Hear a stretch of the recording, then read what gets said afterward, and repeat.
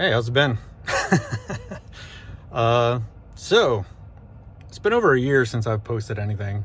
I don't know. It's been a crazy year.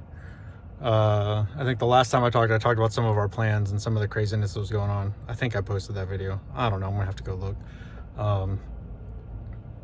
But I now no longer live in the United States for at least a while. We're giving it a go, as they say here. I'm currently in Auckland, New Zealand, which is kind of crazy in and of itself. But yeah, we are living the life of Kiwis at the moment. And that's one of the reasons why I haven't posted anything or like really done anything, is because there's been a lot to learn moving here, and a lot to figure out. And I'm still figuring out some of it. Been dealing a lot with like getting my medication straightened out, which has been very helpful.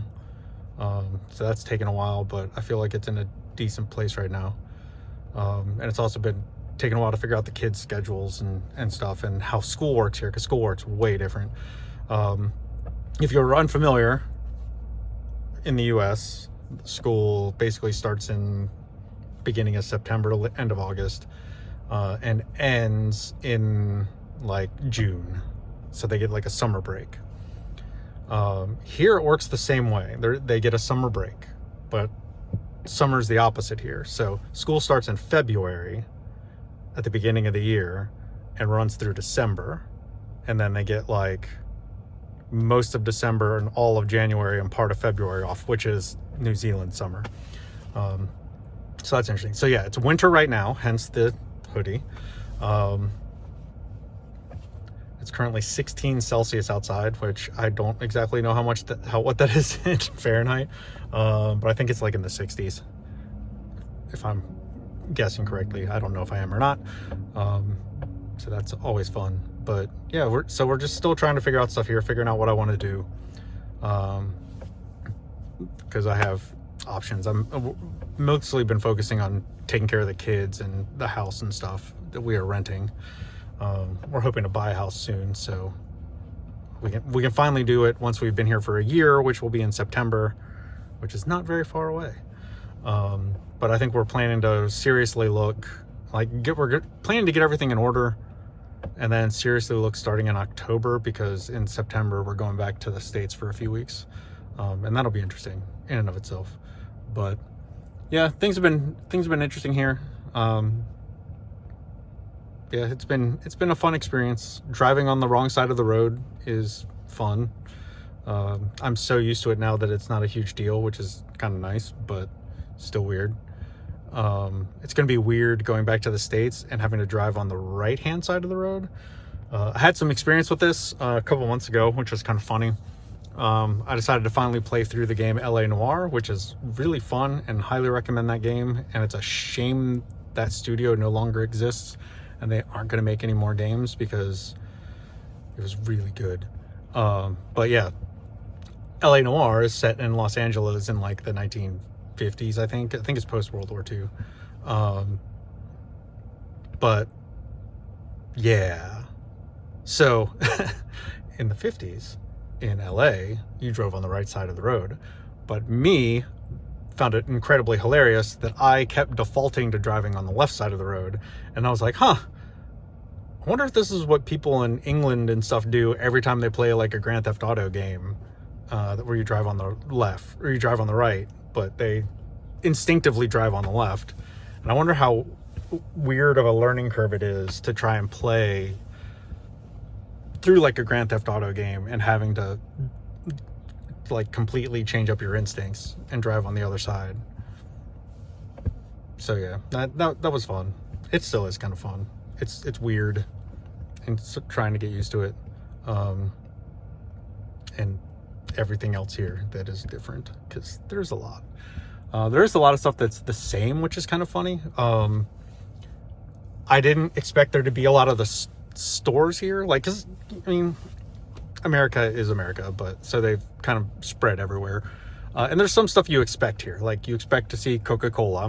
There's a Coca-Cola banner like right over there, for a restaurant in this little shopping center that I'm in. You can see where I just was, which is Liquorland right there, picking up this weekend's festivities. Been going through New Zealand beers, which has been a lot of fun. They have way too many IPAs and APAs and all kinds of weird pale ales that they're just making up.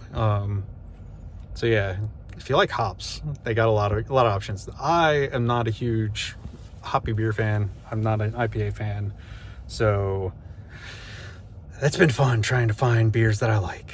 So yeah, I'm still on a quest to do all that. So that's fun and exciting.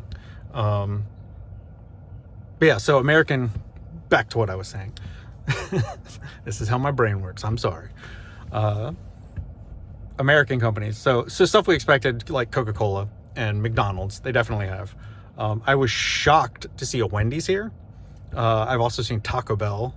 Burger King is here and pretty strong, like almost as strong as McDonald's, which is kind of interesting. But yeah, I was really shocked to see Wendy's. I've only seen one so far. I've only seen one Taco Bell. I know there are more Taco Bells, but there's only one, like, kind of in our area, which is slightly north of Auckland, like the northern end of Auckland. Trying to think of something else. So then the funny part is that they have stores here that they have in the US, but are totally different. The biggest one here that I can think of as an example for that is Target. Target exists here, but it is only a furniture and home goods store. So it's not the department store that Target is in the US. It's like literally just their furniture department and like their home goods stuff. So that's kind of weird and kind of interesting. And by home goods, I just mean like furniture adjacent things like lamps and stuff like that. I don't think they have bedding. I don't know. I haven't actually been in there. My wife has been in there. I've only picked up furniture from there because we ordered some and had to go pick it up. So that was interesting. And then there's what I find highly entertaining is the fact that New Zealand has stores here that are extinct in the US.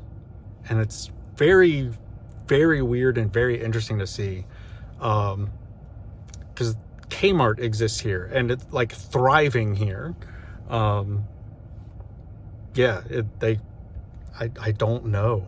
There is Kmart here and it is thriving, and it died a horrible death in the US, and I don't even remember why. I just know it died a long time ago, and got like consumed by Walmart and to a lesser degree Target. But yeah, so that one's interesting to see. The other interesting one to see is EB Games. So it's not GameStop here, it's EB Games. Apparently it now is back under ownership of GameStop, unfortunately. But it was like its own company, like completely independent of GameStop for a long time. And yeah, it's just kind of funny to see EB Games, of all things, when you go into shopping malls, which is another thing that's kind of dying in the US that is huge here. Like shopping centers, shopping malls are a big deal.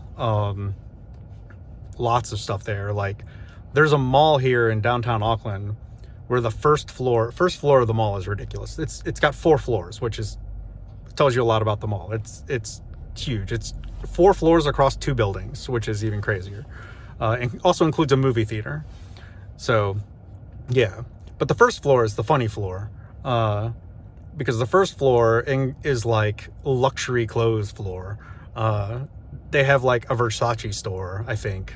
I know they have a Balenciaga store, which is fucking hilarious because you walk by the store and it's got like this giant footprint. So there's like tons of shelves and tons of racks and stuff like that. But there's like one thing per shelf.